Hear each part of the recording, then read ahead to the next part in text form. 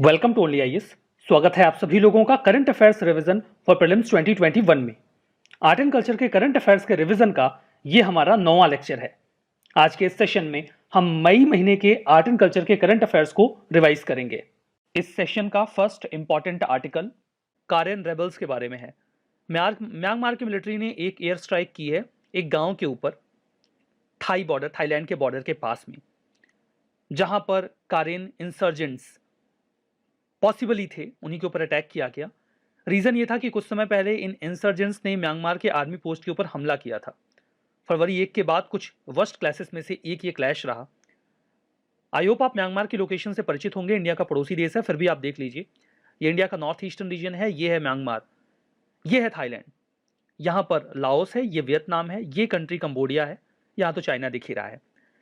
ये जो कारेन कम्युनिटी के लोग हैं वो म्यांमार में, यहां पर ये जो आप शेडोड एरिया देख रहे हैं, थाईलैंड के बॉर्डर के पास में रहते हैं। यहां पर ये मेजॉरिटी में है।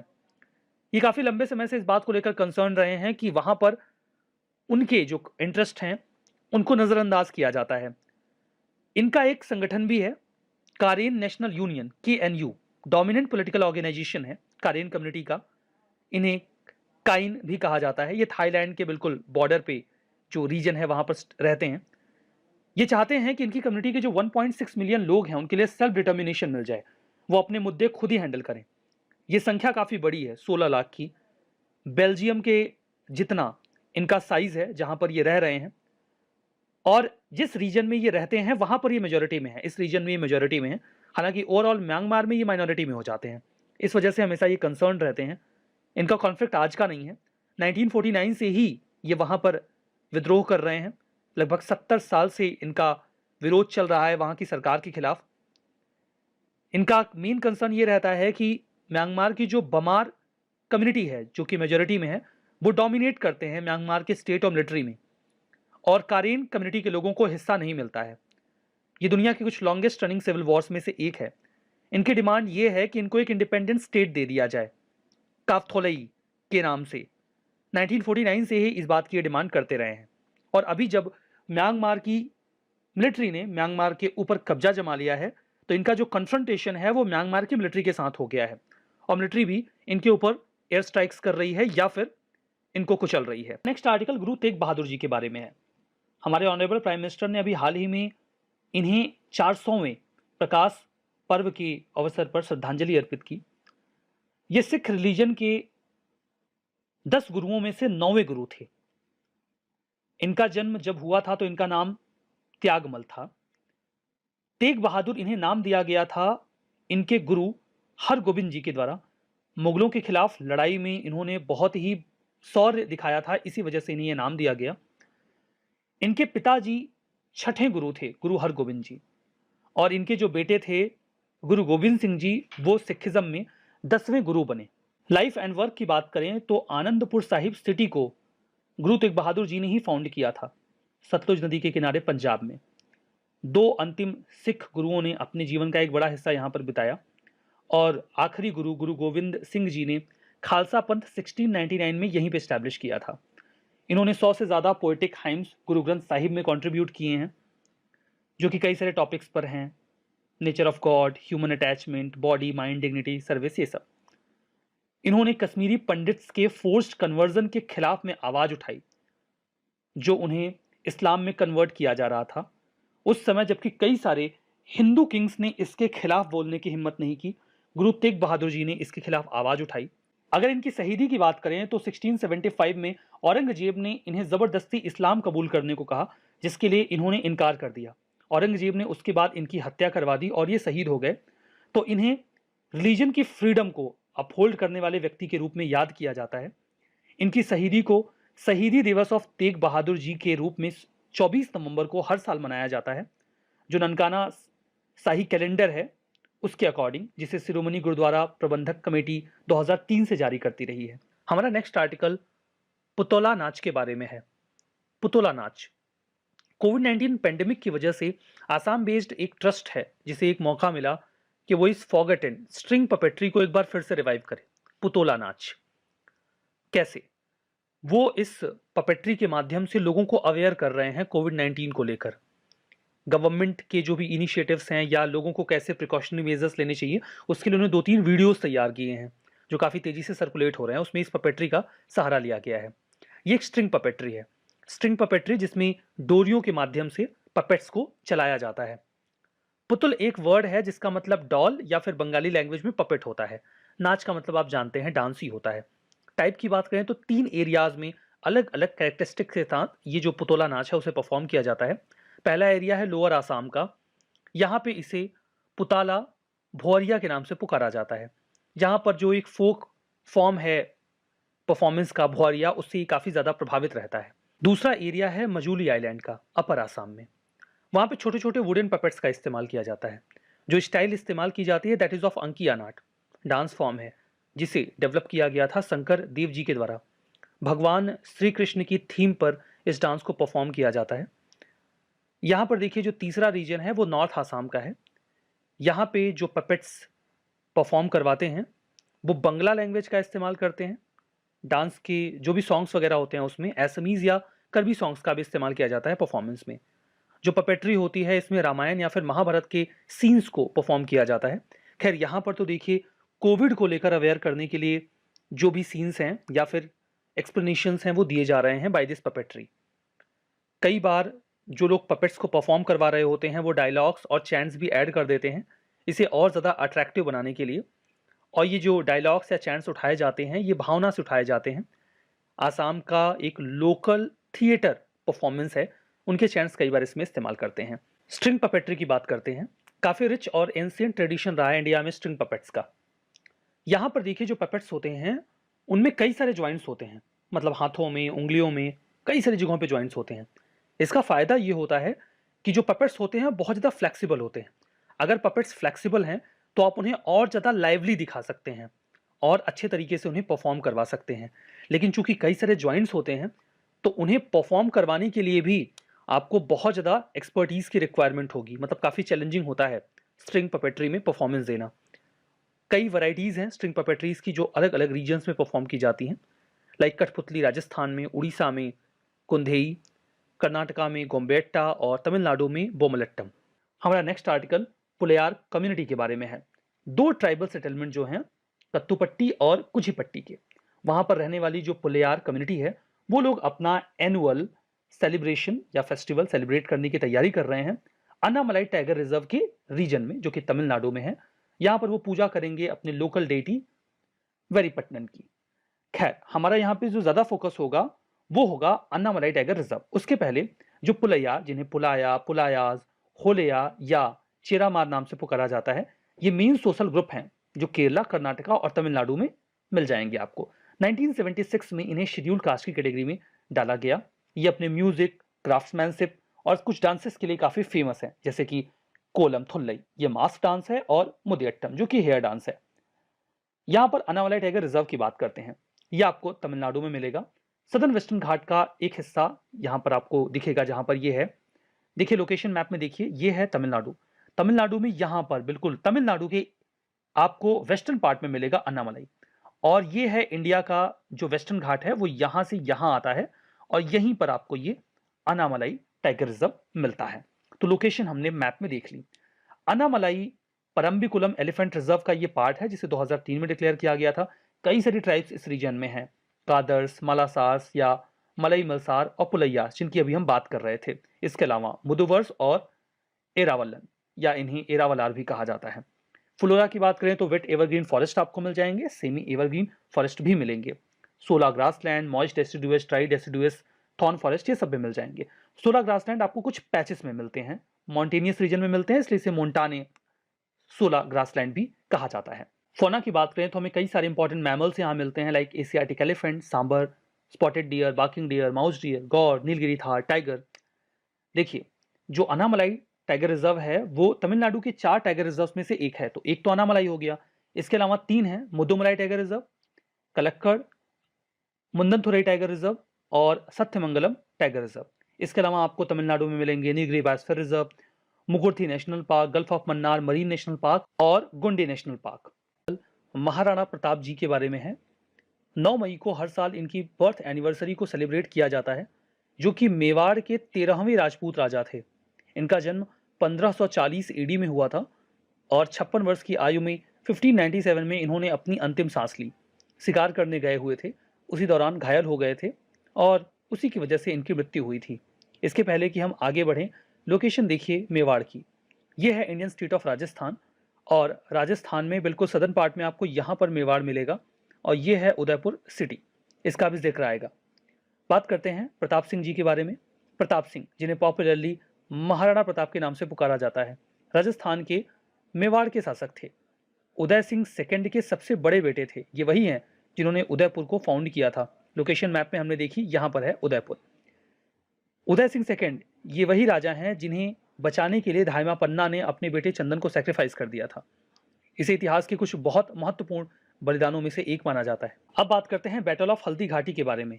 महाराणा प्रताप जी के जीवन की सबसे महत्वपूर्ण घटना 18 जून 1576 को इस लड़ाई को लड़ा गया था महाराणा प्रताप और अकबर की फोर्सेस के बीच में। अकबर की फोर्सेस को लीड कर रहे थे मान सिंह फर्स्ट, जो कि आमेर के शासक थे। ऑल्दो इस लड़ाई में मुगल जीत जाते हैं, लेकिन वो महाराणा प्रताप जी को कैप्चर नहीं कर पाते और यही कारण था कि उन्होंने वापस से जो मेवाड़ था उसे रिकवर कर लिया था। देखिए, मुगल प्रेशर एक्चुअली में 1579 के बाद मेवाड़ के ऊपर काफी ढीला हो गया। इसका रीजन ये था, बंगाल बिहार में रेबेलियन होने लगे थे, तो कंसंट्रेशन जो अकबर का था वो उधर चला गया। इस सिचुएशन का फायदा उठाया महाराणा प्रताप जी ने और उन्होंने वेस्टर्न मेवाड़ को रिकवर कर लिया, इंक्लूडिंग कुंभलगढ़, उदयपुर और गोगुंडा। उन्होंने अपनी एक नई कैपिटल भी बनाई चवन में, जो कि वर्तमान के दुर्गापुर में है। जब भी नाम महाराणा प्रताप का आता है तो उनके घोड़े चेतक का नाम जरूर से आता है। आपने ये लाइनें जरूर से सुनी होंगी, रणबीर चौखड़ी भर भर कर चेतक बन गया निराला था, राणा प्रताप के घोड़े से पड़ गया हवा का पाला था। चेतक ने बैटल ऑफ हल्दी घाटी में पार्टिसिपेट किया था। माना जाता है कि बहुत ही फुर्ती के साथ उसने युद्ध में राणा प्रताप को कई सारे हमलों से बचाया और जब वो अंतिम समय में युद्ध के मैदान से बच के निकल रहे थे, मुगल आर्मी ने उनका पीछा किया था। सामने एक बहुत बड़ा नाला था जिसकी चौड़ाई 22 से 25 फीट बताई जाती है। मुगल सोल्जर्स को उम्मीद नहीं थी कि ये इतनी लंबी छलांग लगा पाएगा, जबकि इसका एक पैर पूरी तरीके से डैमेज था। सरप्राइजिंगली इसने एक जंप में उस पूरे नाले को क्रॉस कर दिया। काफी दूर तक ये राणा प्रताप को लेकर गया सेफली, उसके बाद जाके गिर गया और फिर कभी नहीं उठा। ये तो बात रही चेतक के बारे में। बहुत कम लोगों को पता है कि राणा प्रताप जी का एक हाथी भी था जिसका नाम राम प्रसाद था। राणा प्रताप जी को बचाते हुए उसने 2 मुगल एलिफेंट्स को जान से मारा। बाद में पकड़ा गया। मुगल सोल्जर्स ने उसे बहुत खाना खिलाने की कोशिश की, बट उसने कुछ खाया नहीं और 18वें दिन बिना खाए पिए वो मर गया। खैर, ये बातें महाराणा प्रताप जी के बारे में। वो गोपाल कृष्ण गोखले जी के बारे में है। अभी हाल ही में हमारे ऑनरेबल प्राइम मिनिस्टर ने उन्हें श्रद्धांजलि अर्पित की। इनका जन्म 9 मई 1866 को हुआ था। देखिए, ये इंडियन नेशनल कांग्रेस के मेंबर बने 1889 में। मॉडरेट फैक्शन के लीडर थे। इंडियन नेशनल मूवमेंट जब चल रहा था 2 फैक्शंस डिवाइड हुए थे, मॉडरेट और एक्सट्रीमिस्ट, तो ये मॉडरेट में थे। 1905 में इन्हें बनारस के सेशन में इंडियन नेशनल कांग्रेस का प्रेसिडेंट भी इलेक्ट किया गया। काफी इंपॉर्टेंट रोल इन्होंने प्ले किया था मॉडल मिंटो रिफॉर्म को लाने में। काफी प्रयास किए थे, सरकार को कई तरीके से प्रेशराइज किया था इसके लिए। ये 1899 में बॉम्बे लेजिस्लेटिव काउंसिल के मेंबर भी बने और 1901 में ये इंपीरियल काउंसिल जो थी गवर्नर जनरल ऑफ इंडिया की, उसमें भी इलेक्ट होकर गए। इन्होंने 1905 में महाराष्ट्र के पुणे में सर्वेंट ऑफ इंडिया सोसाइटी को फाउंड किया ताकि भारत में एजुकेशन को एक्सपेंड किया जा सके, जिसमें मोबाइल लाइब्रेरीज, स्कूल्स को फाउंड किया गया और फैक्ट्री वर्कर्स के लिए नाइट में क्लासेस चलाई गई, उनको टीच करने के लिए, पढ़ाने के लिए। 1908 में इन्होंने रानाडे इंस्टीट्यूट ऑफ इकोनॉमिक्स को भी शुरू किया।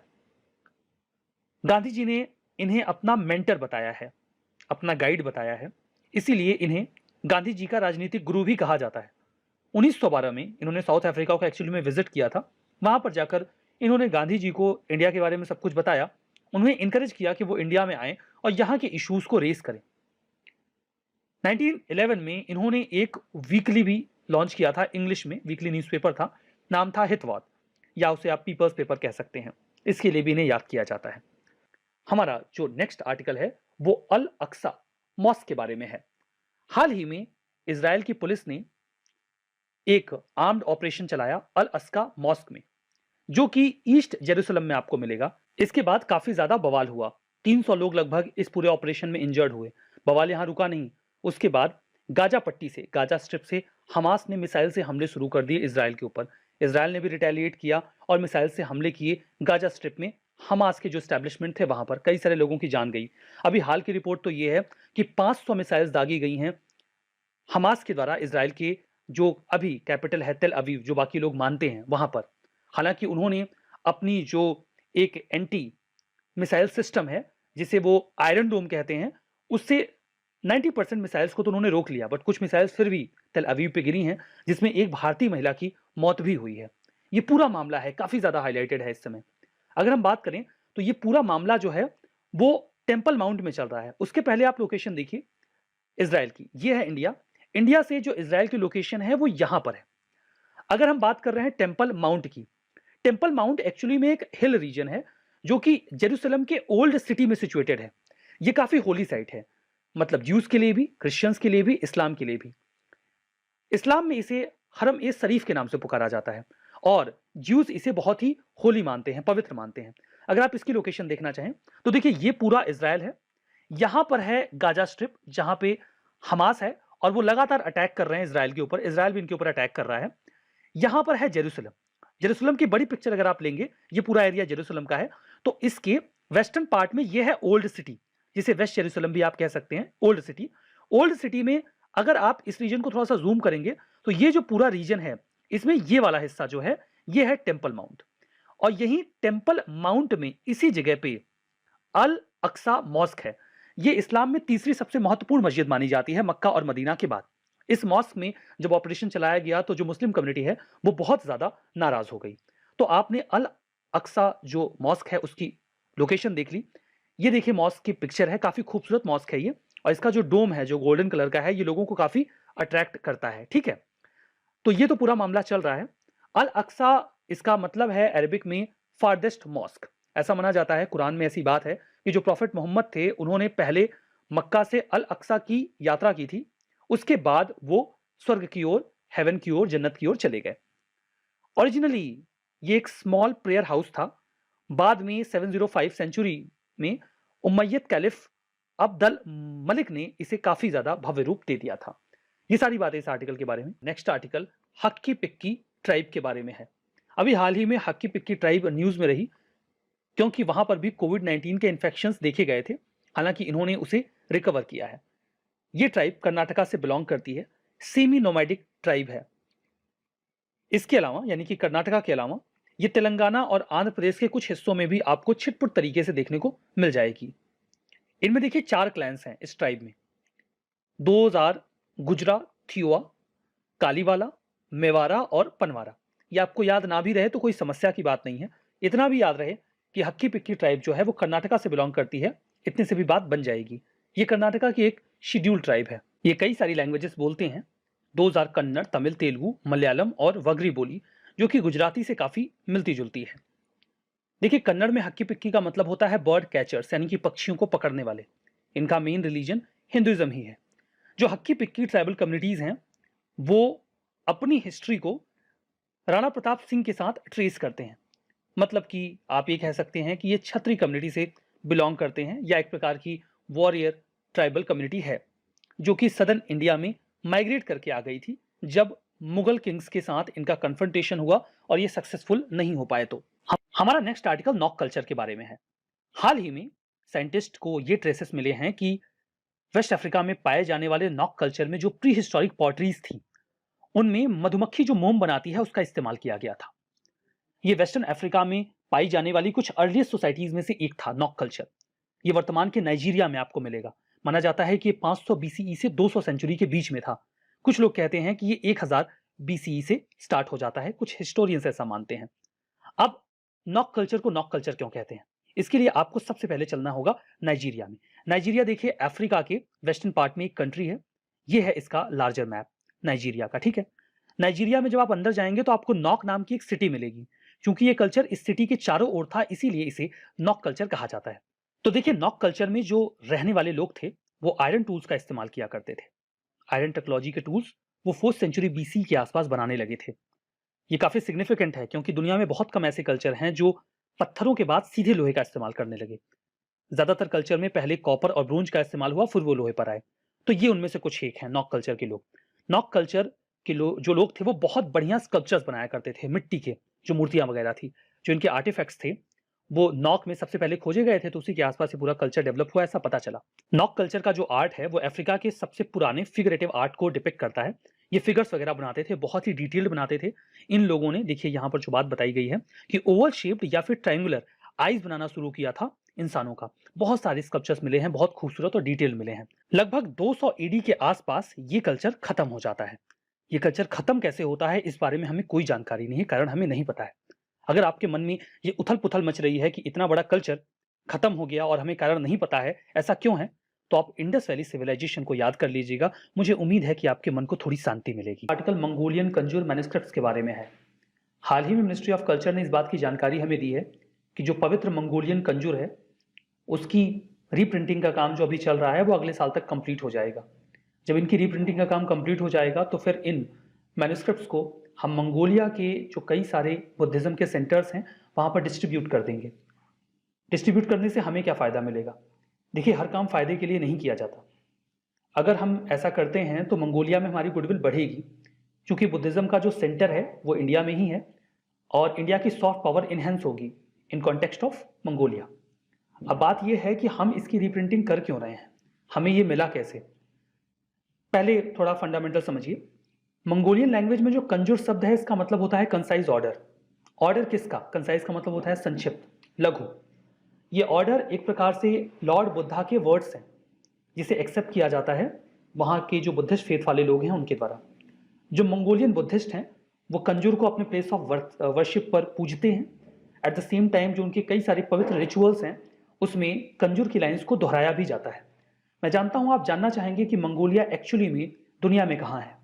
ये है वर्ल्ड मैप और यहाँ पर आपको दिखेगा मंगोलिया, चाइना के नॉर्थ में और रशिया के साउथ में। इंडिया से इसकी लोकेशन देखिए, ये हमारा भारत है और यहाँ पर है मंगोलिया। बाकी की डिटेल्स में मंगोलियन कंजूर जो है इसे ओरिजिनली तिब्बतियन लैंग्वेज में लिखा गया था, बाद में इसे क्लासिकल मंगोलियन लैंग्वेज में ट्रांसलेट किया गया जब ये मंगोलिया पहुंचता है। तो काफ़ी लंबे समय तक बुद्धिस्ट फेथ काफ़ी थ्राइव करता है मंगोलिया के रीजन में, लेकिन 1946 से 1991 के बीच में एज वी नो जो सोवियत संघ था उसका प्रभाव इस पूरे रीजन पे आ गया था। जो कम्युनिज्म है वो किसी भी प्रकार के धर्म को बढ़ावा नहीं देना चाहता, इसीलिए वहां पर जो बुद्धिज्म था उसे कुचला गया और कई सारे मैन्युस्क्रिप्ट्स को तबाह कर दिया गया, बर्बाद कर दिया गया। इन बिटवीन 1956 से 1958 के बीच में इंडिया के एक प्रोफेसर थे जिनका नाम था रघुवीरा, वो इन मैन्युस्क्रिप्ट्स को इंडिया लेकर आए। उसके बाद 1970s के दौर में इनकी रीप्रिंटिंग का काम शुरू किया गया। एक बार फिर से जो प्रेजेंट गवर्नमेंट है वो इनकी रीप्रिंटिंग पर वर्क कर रही है। जो बुद्धिज्म है वो मंगोलिया में भारत से 1st सेंचुरी एडी के आसपास पहुंचा था। इंडिया से एक एम्बेसडर गए थे जिन्होंने वहां पर प्रीच किया बुद्धिज्म को। एज ए रिजल्ट आज जो बुद्धिस्ट हैं वो मंगोलिया में सिंगल लार्जेस्ट रिलीजियस डिनोमिनेशन में है।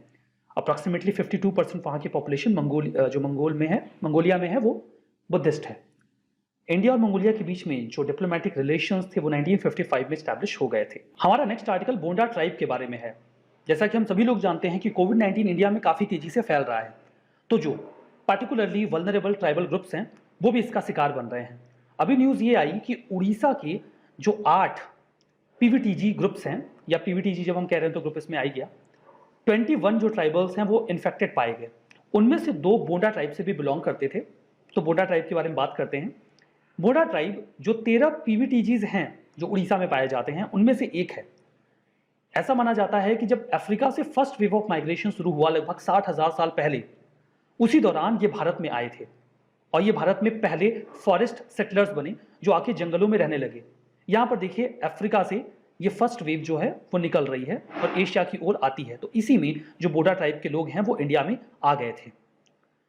कल्चर की बात करें तो काफ़ी लंबा समय बीत चुका है, स्टिल इन्होंने अपना जो कल्चर है उसे आइडेंटिटी को रिटेन करके रखा हुआ है, जबकि काफ़ी एक्सटर्नल इंटरवेंशन होता रहता है। जंगलों में रहना पसंद करते हैं, हंटिंग करते हैं और भोजन के लिए यहाँ से वहाँ जाते हैं। इनकी सोसाइटी मैट्रियार्कियल होती है, मतलब जो महिलाएं होती हैं वो अपना लाइफ पार्टनर खुद चूज करती हैं और यूजुअली वो जिससे शादी करती हैं या विवाह करती हैं वो उनसे 5 से 10 साल उम्र में छोटा होता है। ऐसा वो क्यों करती हैं? ऐसा वो इसलिए करती हैं ताकि जब उनकी उम्र ज़्यादा हो जाए तो जिससे उन्होंने विवाह किया हुआ है वो यंग हो और वो उन्हें अर्न करके खिला पिला सके या उनके लिए खाना ढूंढ के ला सके। चलो, कहीं तो मैट्रियार्की है। ड्रेसिंग स्टाइल की बात करें तो ये सेमी क्लैड होते हैं, मतलब ये अपने पूरे शरीर को नहीं ढकते, various types of rings and necklaces इनके द्वारा पहना जाता है, जैसा कि आप इस इमेज में भी देख सकते हैं। जो मेन होते हैं वो usually lethal Bhoj and arrows carry करते हैं। लैंग्वेज की बात करें तो ये अपनी रेमो लैंग्वेज बोलते हैं, जो कि ऑस्ट्रो एशियाटिक लैंग्वेज से बिलोंग करता है। हमारा नेक्स्ट आर्टिकल बासवा जयंती के बारे में है। बात करते हैं जगत गुरु बासवेश्वराजी के बारे में। ये 12th सेंचुरी के फिलोसोफर, स्टेट्समैन और सोशल रिफॉर्मर थे। लिंगायत सेंट थे, जो कि भगवान शिव के ऊपर फोकस्ड एक भक्ति मूवमेंट था। हिंदू सेवाइट सोशल रिफॉर्मर भी थे। समाज के लिए इन्होंने काफी कुछ बढ़िया काम किया। ये कल्याणी चालुक्या और कालाचूरी डायनेस्टी जब हुआ करती थी, उनके शासन में इन्होंने अपने जो भी आइडियाज थे उनको डेवलप किया। देखिए, ये वातापी के चालुक्यास का रेन है, ये मान्यखेत के, और ये कल्याणी के चालुक्यास का। ये अलग अलग टाइम पीरियड में रहे हैं, ठीक है। ये जो लोकेशन है ये कालाचूरीज की है। तो इन लोकेशंस में इन्होंने अपने आइडियाज को स्प्रेड किया था, या उस समय ये थे जब ये डायनेस्टीज इंडिया में थ्राइव कर रही थी। इन्हें भक्ति भंडारी कहा जाता था, मतलब एक ऐसा व्यक्ति जिसके पास भक्ति का खजाना है। और बासवेश्वरा भी, यानी कि लॉर्ड बासवा। बासवन्ना जी जो थे, उन्होंने सोशल अवेयरनेस जो थी वो अपनी पोएट्रीज के माध्यम से स्प्रेड की, जिन्हें वचना कहा जाता था। जो बासवन्ना जी थे वो गौतम बुद्ध की भांति ही ऐसा मानते थे कि हम एक रेशनल सोशल ऑर्डर में भी खुशी खुशी जी सकते हैं। उसके लिए हमें खुद को बहुत ज़्यादा कष्ट देने की आवश्यकता नहीं है। जिसे इनके जो आइडियाज़ थे उसे बाद में सरना मूवमेंट में काफ़ी पॉपुलरली देखा गया। जो सरना मूवमेंट था, इसने सभी कास्ट के लोगों को अट्रैक्ट किया, जो भक्ति मूवमेंट के अलग अलग शाखाओं से आए थे। इन बिटवीन कई सारे लिटरेचर्स, वचनास को डेवलप किया गया, जिसने लोगों को एक स्पिरिचुअल यूनिवर्स की ओर लेकर जाने का रास्ता खोला। जो भगवान बासवा थे वो in human practices caste system की जो थी उसके खिलाफ बातें करते थे, और बाई बर्थ जो डिस्क्रिमिनेशन होता है उसके खिलाफ भी आवाज उठाते थे। इन्होंने अनुभव मंतप, एक एकेडमी थी जहां पर मिस्टिक्स, सेंट्स और फिलोसोफर्स आया करते थे लिंगायत फेथ के 12th सेंचुरी में, उसको स्टैब्लिश किया था, जो सोशल डेमोक्रेसी का फाउंडेशन क्रिएट करने की कोशिश कर रहा था। ये चाहते थे समाज में जो इनइक्वलिटी है उसको खत्म किया जाए। जो बासवा जी थे वो मानते थे कि एक व्यक्ति जन्म से नहीं बल्कि अपने कर्म से महान बनता है समाज में। उन्होंने मैनुअल लेबर की डिग्निटी को भी हाई करने के लिए कहा कि जो वर्क है वही वर्शिप है। इस फिलॉसफी पे इन्होंने काफी ज्यादा जोर दिया था। हमारा नेक्स्ट आर्टिकल जगन्नाथ टेम्पल के बारे में है। कोविड-19 के बढ़ने की वजह से इस मंदिर को उड़ीसा में भी बंद किया गया। कॉन्टेक्स्ट इंपॉर्टेंट नहीं है, मंदिर इंपॉर्टेंट है। लोकेशन उड़ीसा में है। किसने बनाया था? 12वीं शताब्दी में ईस्टर्न गंगा डायनेस्टी के जो पहले राजा थे, किंग अनंतवर्मन शोधगंगदेव, उन्होंने इसका निर्माण करवाया था। भगवान जगन्नाथ को समर्पित है, जो भगवान विष्णु का ही एक अवतार है। अगर आप लोकेशन देखना चाहते हैं ईस्टर्न गंगा डायनेस्टी की, तो देखिए उड़ीसा और आसपास के रीजन में ये डायनेस्टी रूल किया करती थी। मैप में आप इसकी लोकेशन देख पा रहे हैं। जगन्नाथ टेम्पल को यमनिका तीर्थ के नाम से भी पुकारा जाता है। ऐसा माना जाता है कि यहाँ आने पर अगर किसी की मृत्यु आने वाली है तो टल जाती है, यम की पावर खत्म हो जाती है। कई लोग भगवान जगन्नाथ को प्यार से भगवान कृष्ण भी कह दिया करते हैं। इसे व्हाइट पगोडा के नाम से भी पुकारा जाता है। ये 4 धाम का हिस्सा है। 4 धाम कौन से हैं? बद्रीनाथ, द्वारका, पुरी और रामेश्वरम। तो मतलब इसमें से एक जो मंदिर है पुरी का जगन्नाथ टेम्पल, ये भी शामिल है, ठीक है। आर्किटेक्चरल फीचर्स की हम बात करें तो इसमें टोटल 4 गेट्स हैं। सबके नाम हैं। पहला गेट जो ईस्टर्न साइड में है उसे सिंहद्वार कहा जाता है। दूसरा अश्वद्वार, तीसरा व्याघ्र द्वार और चौथा हस्ती द्वार। सिंहद्वार मतलब शेर, अश्व मतलब घोड़ा, व्याघ्र मतलब बाघ और हस्ती मतलब हाथी। नील चक्र एक ब्लू कलर का व्हील है जो कि मंदिर के टॉप पर है। वो अष्ट धातु का बनाया गया है, ठीक है, मतलब 8 जो मेटल्स होते हैं उसको मिलाकर बनाया गया है।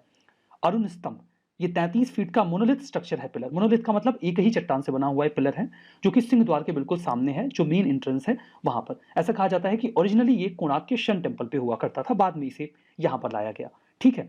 ये सारी बातें जगन्नाथ टेम्पल के बारे में। हमारा नेक्स्ट आर्टिकल क्लाइमेट चेंज जो कॉज कर रहा है ओल्डेस्ट केव आर्ट के डिग्रेडेशन में, उसके बारे में है।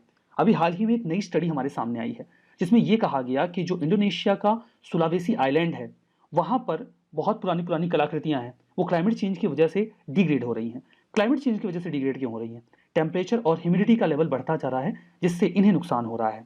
सुलावेसी केव आर्ट, पहले लोकेशन देखिए, ये इंडोनेशिया है और ये जो पूरा आइलैंड है ये सुलावेसी आइलैंड है। यहाँ पर कई सारी केव्स हैं जिसमें अर्ली ह्यूमंस के एविडेंसेस हैं। सुलावेसी केव आर्ट जो है वो यूरोप में जो केव आर्ट्स मिली हैं प्री हिस्टोरिक, उनसे काफ़ी पुरानी बताई जाती है। 45,000 साल से 20,000 साल के बीच की केव आर्ट्स यहाँ पर हमें मिल जाती हैं। 300 केव पेंटिंग्स हमें यहाँ पर मिली हैं एक्सप्लोरेशंस के दौरान। जो आर्ट वर्क इस एरिया में है उसमें कुछ बहुत इंपॉर्टेंट आर्ट वर्क हैं, मैं बताता हूँ। दुनिया का सबसे पुराना हैंड स्टेंसिल, लगभग 40,000 साल पुराना, वो हमें यहीं से मिला है, जो कि सहतूत से बनाया गया है। सहतूत का जो पिगमेंट है, कलर है, उसको स्प्रे करके केव की वॉल पर बनाया गया है। आप स्टेंसिल का मतलब समझते हैं क्या? आपने हो सकता है बचपन में इस्तेमाल किया हो। इसे स्टेंसिल कहते हैं, जिसमें हम ऐसे करके कोई भी आकृति बना सकते हैं। यहाँ पर किसी ने हाथ रखा होगा और फिर सहतूत का जो स्प्रे है उसे यहाँ पे स्प्रे कर दिया गया। तो ये काफ़ी पुराना है। आप देख सकते हैं कि पहले के लोग इतना इंटरेस्ट लेते थे हाथ बनाने में। इसके अलावा अगर यहाँ की कलाकृति की बात करें तो हमें दुनिया का सबसे पुराना एनिमल डिपिक्शन यहीं से मिलता है, लगभग 45,000 साल पहले का। एक पिग को पेंट किया गया है। ये देखिए, ये इमेज वहीं की है, सुलावेसी के केव की है, पिग की। तो ये प्री हिस्टोरिक आर्ट्स हैं। अब इन्हें नुकसान कैसे हो रहा है आप ये समझिए। जो रॉक के फ्लेक्स हैं, जिन चट्टानों पर इन्हें बनाया गया है, वो फ्लेक्स अब टूट टूट के गिर रहे हैं, क्योंकि ये जो चट्टानें हैं ये कैल्शियम सल्फेट और सोडियम क्लोराइड साल्ट की बनी हुई हैं। धीमे धीमे इनके क्रिस्टल्स ब्रेक कर रहे हैं, टूट रहे हैं, हेलोक्लास्टिक प्रोसेस की वजह से। हेलोक्लास्टिक जो प्रोसेस होता है वो एक फिजिकल वेदरिंग का प्रोसेस है, जिसमें साल्ट के क्रिस्टल अलग होने लगते हैं। अब इस तरीके से क्लाइमेट चेंज चूंकि हो रहा है तो जो ह्यूमिडिटी है और टेम्परेचर है वो बढ़ रहा है। उस वजह से भी जो क्रिस्टलाइजेशन का प्रोसेस है वो तेज हो गया है और काफ़ी तेजी से डिग्रेडेशन शुरू हो गया है। कई सारे नेचुरल डिजास्टर्स भी पास्ट में आए जिसने सुलावेसी आइलैंड को हिट किया, उस वजह से भी डिग्रेडेशन बढ़ गया है। तो हम करें क्या? हम क्या कर सकते हैं? मतलब डिग्रेड हो रहा है तो हो रहा है? नहीं, ऐसा नहीं है। हम रेगुलर फिजिकल और केमिकल मॉनिटरिंग कर सकते हैं। अगर कोई गड़बड़ी हो रही है तो कुछ केमिकल्स का इस्तेमाल करके उसे रोका जा सकता है। अगला पॉइंट है यूनेस्को हेरिटेज साइट्स का। इंडिया में कुछ 6 कल्चरल हेरिटेज साइट को यूनेस्को की tentative list of world heritage site में जोड़ा गया है।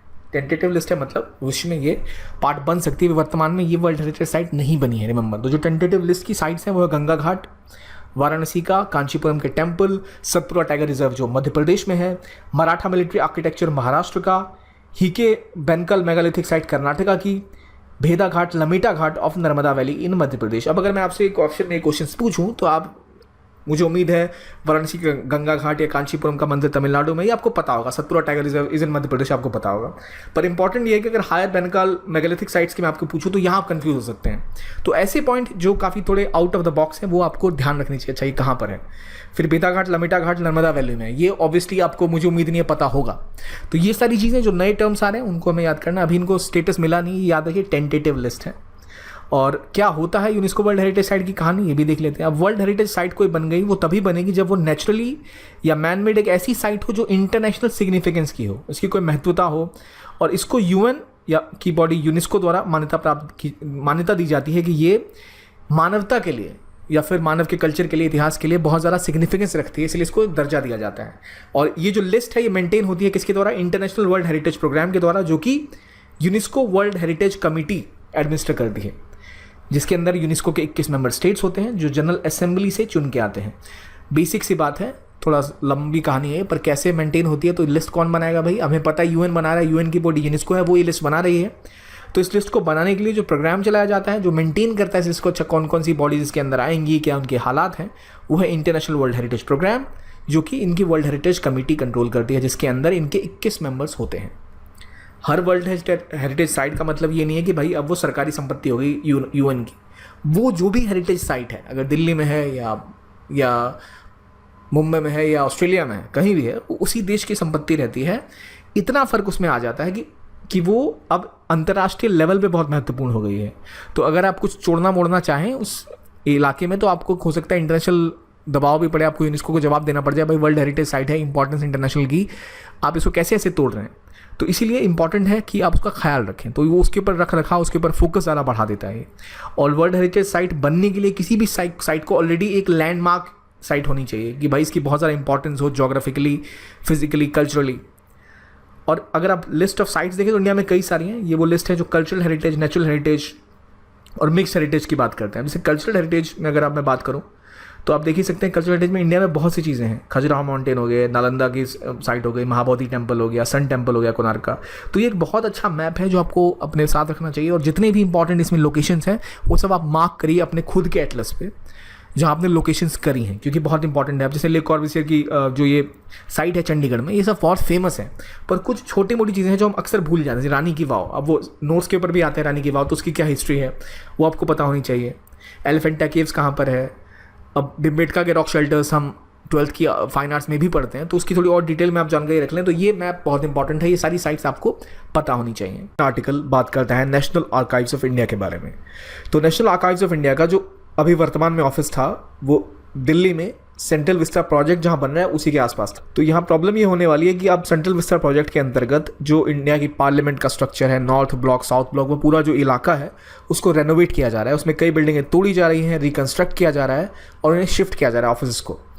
तो कई आर्किविस्ट और स्कॉलर्स जो हैं उनका कहना है कि जो आर्काइव्स का मटेरियल था, जो उनके एनेक्सेस थे अभी वर्तमान में, उनको जो डिमोलिश किया जाएगा, उनको जो तोड़ा जाएगा, इससे काफ़ी नुकसान हो सकता है। और जो ये बिल्कुल ट्रांसपेरेंट नहीं है, गवर्नमेंट को बताना चाहिए कि वो सब क्यों तोड़ रहे हैं, क्या ज़रूरत है इस तरह की चीज़ें और क्या आवश्यकता है इसको तोड़ने की। तो इसलिए थोड़ा न्यूज़ में आया, अब इसके बारे में कुछ जान लेते हैं कि पहले national archives of India normally पहले शुरू कहाँ से हो, आर्काइव्स का काम क्या होता है। अगर आप हिस्ट्री पढ़ेंगे, मॉडर्न हिस्ट्री, तो आपको पता लगेगा आर्काइव एक बहुत इंपॉर्टेंट सोर्स है जहाँ से हमें बेसिक जानकारी मिलती है। तो आर्काइव्स चाहे ब्रिटिश एरा के हों, चाहे फिर वो लेट से मराठा एम्पायर के हों या फिर मुगल एम्पायर के हों, तो वो सभी कुछ ना कुछ होते हैं जिनसे आप हिस्टोरिकल डेटा या पूरी कहानी बनाते हैं कि जो इतिहास हमारा घटा है उसके बारे में जान सकते हैं। तो बहुत वाइटल सोर्स ऑफ इंफॉर्मेशन होते हैं आर्काइव्स। इसको ध्यान रखने के लिए इसके लिए एक अटैच्ड ऑफिस है। तो सवाल ये कि किसके अंदर आता है नेशनल आर्काइव्स इंडिया का, तो वो आता है डिपार्टमेंट ऑफ कल्चर, जो काम करती है मिनिस्ट्री ऑफ कल्चर के अंतर्गत। पहले ये कोलकाता में हुआ करता था, जहाँ इंडिया का पहले कैपिटल था ब्रिटिश इंडिया का। फिर जब वो दिल्ली में शिफ्ट हुआ 1911 में, तो साथ साथ ये भी 1926 में जिस बिल्डिंग में आज तक है वहाँ पे शिफ्ट हुए थे, राइट। तो सवाल ये कि नेशनल आर्काइव्स ऑफ इंडिया का काम क्या है। तो वही जो भी करंट, जो नॉन करंट रिकॉर्ड्स हैं, वो सारे रिकॉर्ड को स्टोर करना, उनका रख रखाव करना। उनका हेडक्वार्टर्स कहाँ था, दिल्ली में। और उनके कुछ रीजनल ऑफिस भी हैं, जैसे भोपाल, जबलपुर, जबलपुर नहीं, भुवनेश्वर, जयपुर और पौंडीचेरी में। तो अभी तक इस एरिया में जितने आर्काइवल स्टोरेज हाउसेस हैं उनमें सबसे बड़ा आर्काइवल मटेरियल इंडिया में है, इन साउथ एशिया। ऑब्वियसली सबसे ज़्यादा हिस्ट्री भी इंडिया की है इस रीजन में, तो काफ़ी इंपॉर्टेंट है। और यहाँ कई सारा इंडिया का रिकॉर्ड जो है वो ब्रिटिश आर्काइव्स में मिलता है या पोर्टुगीज़ आर्काइव्स में मिलता है, क्योंकि वो अपने साथ ले गए थे जब इंडिया से वो गए थे। तो इसलिए इसका बहुत महत्व होता है कि इसलिए अभी तक वापस नहीं किया जाता आर्काइवल मटेरियल को ईजिली, क्योंकि बहुत सारा डेटा, बहुत सी जानकारी होती है और कई चीज़ों के बारे में पता लगता है हिस्टोरिकल। तो जब इसके बारे में पढ़ रहे हैं तो ये जानते हैं कि अभिलेख पोर्टल क्या होता है। तो जैसे नेशनल आर्काइव्स की बात करें तो इसको राष्ट्रीय अभिलेखागार कहते हैं। तो जैसे शिलालेख होता है कि जब पत्थर पे कुछ लिखते हैं तो उसे शिलालेख कहते हैं, और जब आप उसको किसी पेपर पे या कहीं और लिखते हैं उसको अभिलेख कहते हैं, जो भी आर्काइवल मटेरियल होता है। तो एक अभिलेख पटल बन रहा है जो कि एक ऑनलाइन पोर्टल होगा, जिसके थ्रू जो भी नेशनल आर्काइव्स ऑफ इंडिया का मटेरियल है वो डिजिटाइज किया जाएगा। तो इसका इस्तेमाल किया जा सकेगा फिर यूजेज के लिए या फिर रेफरेंसिंग के लिए। तो ये बात हो गई अभिलेख पटल की, जो आपको पता रहना चाहिए कि अभिलेख पटल क्या है और किसके अंतर्गत आता है। हमारा next article miniature sculpture of Buddha found in Udupi के बारे में है। बुद्धा की एक मूर्ति मिली है, लॉर्ड बुद्धा की। एक्चुअली में एक पुराना कुआं रहा होगा, उसमें डेब्रिस, कचरा वचरा होगा, उसे निकाल रहे थे कर्नाटका के उडुपी डिस्ट्रिक्ट में। वहीं पर उन्हें लॉर्ड बुद्धा की एक मूर्ति मिल गई। तो जरूरी है, उसके पहले आप लोकेशन देखिए, ये है इंडिया का मैप। साउथ में यहां पर कर्नाटका है, ऑब्वियसली आप जानते हैं, और ये लोकेशन है उडुपी डिस्ट्रिक्ट की। यहां पर देखिए बड़े मैप में दिखाया गया है उडुपी डिस्ट्रिक्ट, यहीं पर हमें ये मूर्ति मिली है। जो ये मूर्ति है इसके बारे में बात कर रहे थे हम। ये 9 सेंटीमीटर हाइट की है, 5 सेंटीमीटर चौड़ी है और 2 सेंटीमीटर मोटी है। खैर इतना तो यूपीएससी पूछेगी नहीं घुस के। ये मूर्ति जो है ये लोटस पेडिस्टल पे है और धर्म चक्र प्रवर्तन मुद्रा में है। अब इस सवाल का जवाब आप मुझे दीजिएगा कि धर्म चक्र प्रवर्तन मुद्रा क्या डिपिक्ट करती है, ये आपको कमेंट बॉक्स में मुझे बताना है। मूर्ति के नीचे उनके जो 6 शिष्य हैं वो बैठे दिखाए गए हैं धर्म चक्र के दोनों साइड में, और जो भगवान बुद्ध हैं उन्होंने कपड़े और ईयर रिंग्स को पहना हुआ है। ठीक है, ये तो कुछ अटायर वहां पे बताया जा रहा है। उनके सिर के ऊपर एक छोटी सी उष्णिसा भी देखी जाती है, जैसा कि आप अक्सर भगवान बुद्ध की मूर्तियों में देखते हैं, सिर के ऊपर का ये हिस्सा। तो ये चीज इसमें भी प्रेजेंट है। टॉप कॉर्नर पे 2 यक्ष दिखाए गए हैं और 2 पंखों वाले घोड़ों को भी वहां पे कार्व आउट किया गया है। ये जो स्कल्पचर है ये गुप्ता स्टाइल में बनाया गया है। अब समझने वाली बात यह है कि ये मूर्ति हमें मिली कर्नाटका में और गुप्ता एम्पायर आप देख रहे हैं नॉर्थ इंडिया में है। तो गुप्ता एम्पायर की स्टाइल में जो गुप्ता स्टाइल है उसकी मूर्ति हमें यहां क्यों मिल रही है। यहां पे आपको सिग्निफिकेंस समझनी होगी कि ये जो रीजन है यहां पे बनवासी के जो कादम्बास थे उनका शासन हुआ करता था। बनवासी इज अ लोकेशन और कादम्बा डायनेस्टी हुआ करती थी। इनका जो एरिया है वो ये है बनवासी के कादम्बास का। समटाइम्स डायनेस्टीज को लोकेशन, सिटीज के नाम से डिपिक्ट किया जाता था। जैसे कि वेंगी के चालुक्य, वातापी के चालुक्य, बिल्कुल वैसे ही बनवासी के कादम्बाज। इस लोकेशन को तुलुनाडु कहा जाता था। तुलु लैंग्वेज होती है एक द्रविडियन, उसी के नाम पर इस लोकेशन को तुलुनाडु कहा जाता था। तो गुप्तास के जो कादम्बाज थे उनके साथ मैट्रिमोनियल रिलेशंस हुआ करते थे। तो ये बहुत आश्चर्य की बात नहीं है कि गुप्ता स्टाइल में बनी बुद्धा की मूर्तियां हमें यहां मिल जाएं। हमारा नेक्स्ट आर्टिकल वीर सावरकर जी के बारे में है। अभी हाल ही में ऑनरेबल प्राइम मिनिस्टर ने उनकी बर्थ एनिवर्सरी पर उन्हें याद किया। विनायक दामोदर सावरकर, इन्हें पॉपुलरली वीर सावरकर के नाम से भी पुकारा जाता है। महाराष्ट्र के नासिक में इनका जन्म हुआ था। बहुत ही प्रोमिनेंट फ्रीडम फाइटर रहे हैं। इन्होंने ही 1857 के रिवोल्ट को फर्स्ट वॉर ऑफ इंडिपेंडेंस की संज्ञा दी थी। इनके जो ऑर्गेनाइजेशंस थे उनको आप याद रखिएगा, क्वेश्चंस यहां से बनते हैं। अभिनव भारत सोसाइटी और फ्री इंडिया सोसाइटी। वो इंडिया हाउस के भी मेंबर रहे थे। इन्होंने हिंदू महासभा को फाउंड तो नहीं किया था, बट वो इसके प्रेसिडेंट जरूर से रहे थे। जो हिंदू राष्ट्र की आइडियोलॉजी है उसे आगे बढ़ाने का क्रेडिट वीर सावरकर जी को ही जाता है। जो हिंदू नेशनलिस्ट पॉलिटिकल आइडियोलॉजी है, हिंदुत्व, इन्होंने उसे प्रोपोगेट किया था। इनके कुछ पब्लिकेशंस भी रहे हैं। Joseph Mazzini, biography and politics. इस सवाल का जवाब आप कमेंट बॉक्स में दीजिएगा कि जोसेफ मैजिनी को आप उनके किस कंट्रीब्यूशन के लिए याद करते हैं। कमेंट बॉक्स में जरूर से बताइएगा। उनकी एक दूसरी किताब है the Indian war of independence, जो कि 1857 के रेबेलियन पे लिखी गई है। जो पोर्ट ब्लेयर में एयरपोर्ट है अंडमान एंड निकोबार की कैपिटल में, उसे वीर सावरकर इंटरनेशनल एयरपोर्ट नाम दिया गया है। तो आज के इस सेशन में बस इतना ही। Thank you very much.